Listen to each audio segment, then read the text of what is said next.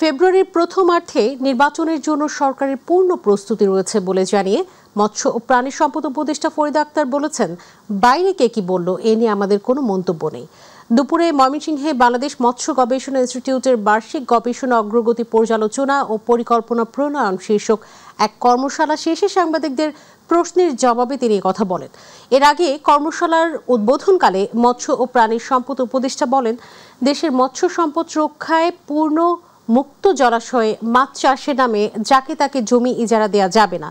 যারা মৎস্য ব্যবস্থাপনায় জড়িত তাদের দিতে হবে। মাছের খাদ্যের যে উপাদানগুলো আছে সেটা যদি বাংলাদেশে উৎপাদিত উপাদান থেকে করতে পারে তাহলে কিন্তু এটা কমবে এবং ধরে রাখা যাবে। সরকারের অঙ্গীকার ছিল নির্বাচন দেওয়া, ফলে সরকার যে ঘোষণাটা রাজনৈতিক দলগুলোই চেয়েছিল সে অনুযায়ী ঘোষণাও দিয়েছে। ফলে এর বাইরে কারা কি বলছে সেটা নিয়ে আমরা কোনো মন্তব্য করব না।